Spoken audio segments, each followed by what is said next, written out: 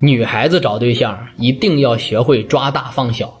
今天这些話本來該是你的親父親或者說是你的親哥坐這兒跟你嘮的，但是呢他們既然不願意開口，你呢也不好意思問，我就站在一個男人的角度，我跟你講一講什麼是男人。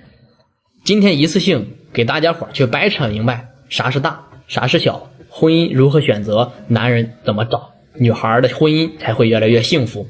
其實很多女孩子去找這個男人的時候，她就眼睛只盯着3樣很虛偽的東西：工資是多少，長得帥不帥，家境條件怎麼樣。那當然你看這樣選也沒有問題，但是我想說的是如果你只盯着這3樣問題去解決問題或者找男人的話，你到最後肯定會有一個疑問，就是說他長得條件都挺好的家境也挺好的，為什麼我越談越難受呢？談着越来越不開心，到最後還是分了。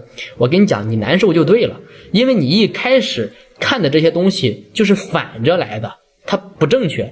我們先從小的開始說起什麼是小的？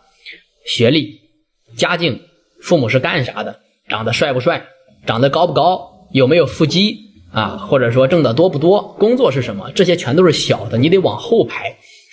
他身上所有你覺得能夠光鮮亮麗的東西，都是在他這個人的基礎上所有的附加條件長在他身上的，他不是給你的。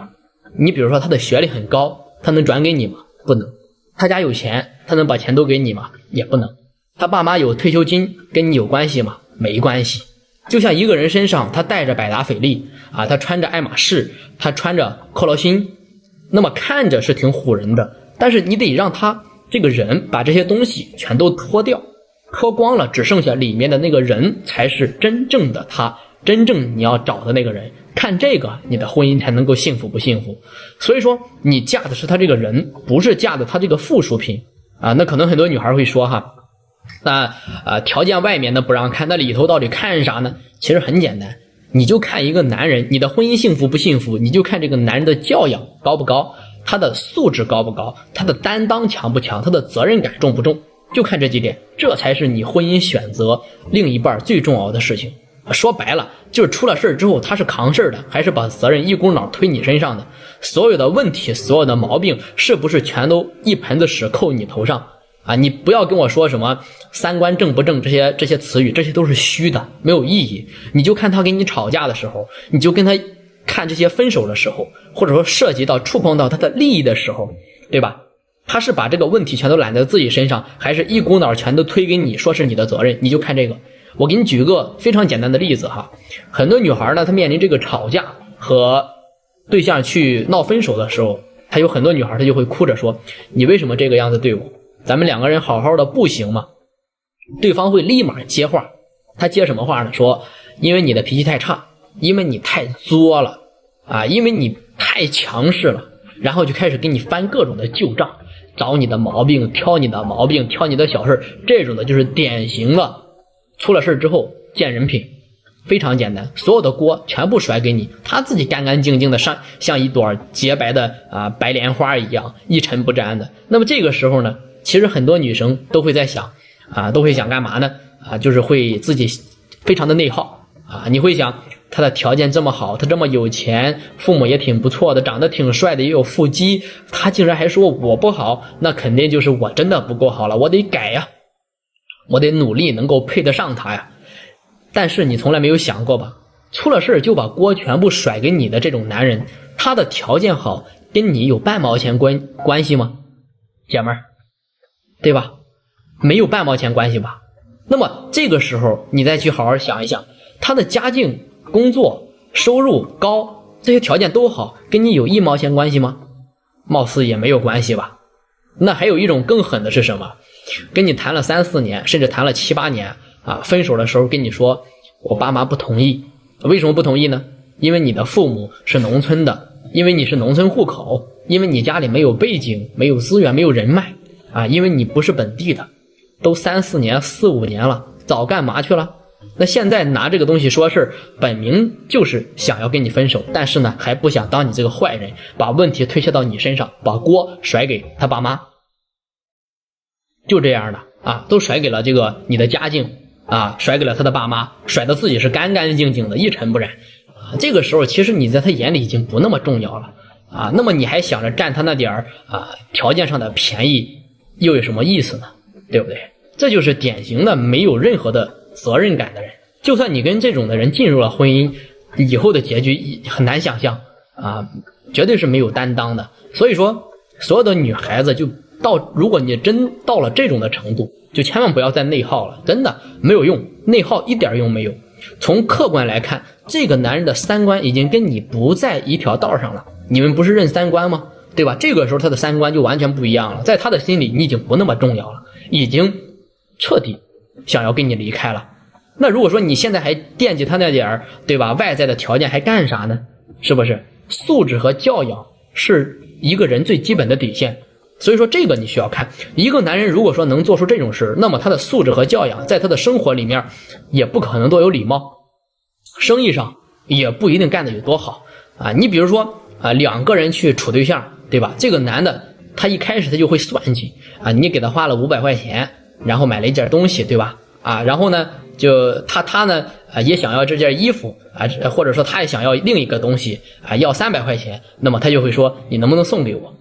我得趕緊去把這個事情要回來，我送給你的，對吧？我得趕緊要回來。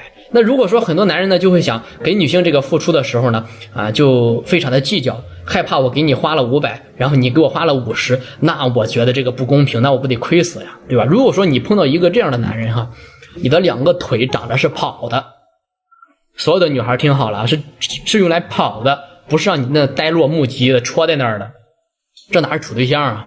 這不就是在做生意嗎？對吧？當然兩個人之間互相送禮物那個另說，對不對？你送給他，他送給你，心甘情願，這個完全可以。但是算計的人，我說的是算計這個詞，只要是算計的，你就撒丫子跑路就可以了。其實這個時候只要是男人在算計，男人的心裡想什麼？就是萬一我以後娶不到你，那我現在給你花的錢，那豈不是打水漂了嗎？那麼你要是嫁給我了，你放心，我肯定對你好。姐妹兒，你信這句話嗎？我作為一個男人我都不信，对吧？所以說你要好好考慮考慮啊，前期求偶期都不愿意给你做任何付出的，你能指望他把你娶回家裡了之後，然後突然變大風了嗎？這不就在做夢嗎？這給自己畫了個餅，對吧？你難道還要自己把餅吃完嗎？所以說我告訴你，很多女孩其實也是會自我洗腦的。就在這個時候，其實有很多女孩說，哎呀，我要是真的嫁給他以後啊，他肯定會對我大方，不行，我得趕緊和他結婚，對吧？然後就很難想象了，對吧？但是我站在一個男人的角度，我跟你講東西沒有到手前不可能去過多的投入。就比如說他想要買一台電腦，他沒買電腦之前他不會配鼠標，不會配鍵盤，就這麼簡單啊，他只有買了之後適配好了之後啊，再會去配更高級的東西。那麼從人性的角度來說呢，非常容易得到的東西往往是沒有人會珍惜的啊。那麼戀愛的時候，如果說他都是算來算計來算計去，這種男人結了婚之後只會給你更算計。你別想從他手裡拿到一件東西，占到一件便宜，真的，這不叫愛情，這不叫婚姻，對吧？那麼還有一種呢，就是說吵架的時候就拿你的過去給你捅刀子的啊，你跟你前男友怎麼樣，你跟你前男友怎麼樣，對吧？你沒房，你沒車，你沒學歷，你沒背景，你沒資金，你沒人脈，你沒家庭，你跟我在一起，我就是看得起你。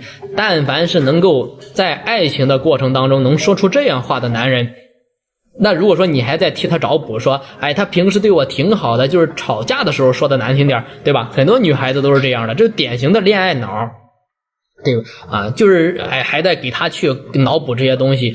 我跟你講，所有的女孩吃喝玩樂的時候，誰又不是一個好人呢？就是一條狗坐在那兒，你給他一個骨頭，他都能衝你搖尾巴。所以說你要看人不要看表面，你要看這個人格的底色是什麼。底色怎麼看？就看2件事，我教給你。吵架的時候，涉及到利益的時候，這就是這2關一過，就這個男人到底有沒有素質，你就能夠清清楚楚了啊！有些女孩子還覺得，哎，我自己挺驕傲的，我們2個人從來不吵架。我告訴你，不吵架才是最危險的一個存在。如果你2個人在一起連點衝突都沒有，那相當於愛意就不可能流動。你倆在談戀愛呢，還是在演對吧？演默劇呢，哑劇呢？所以說深度的關係一定是吵架吵出來的。那只有吵了之後，你才能夠看見這個人到底有沒有解決問題的能力，還是把你解決掉。啊，還是把問題推給你啊，還是一出事就逃避就甩鍋。所以說一個男人的素質、教養、責任感，就這3點不過關，那麼他的學歷啊再高，收入再高，家境再有錢，父母再好，他一毛跟你都沒有關係，對吧？跟你沒有任何的關係。他給你花的每一分錢，將來你都需要花10倍、100倍去奉還的。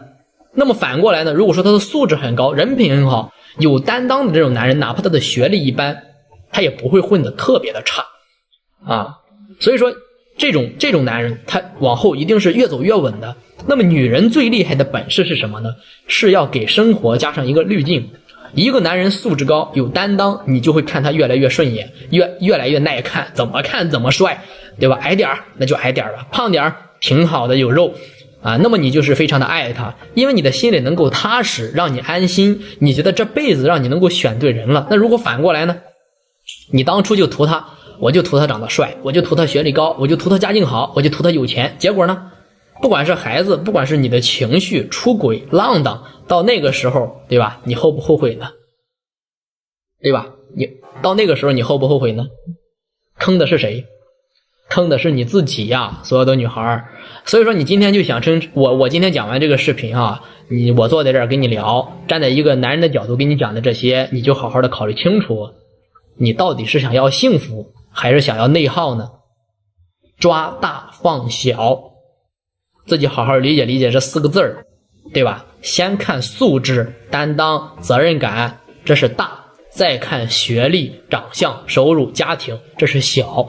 如果說順序搞反了，那麼你就等着吃苦吧。抓住重點，我話都說到這個份兒上了，自己多看2遍。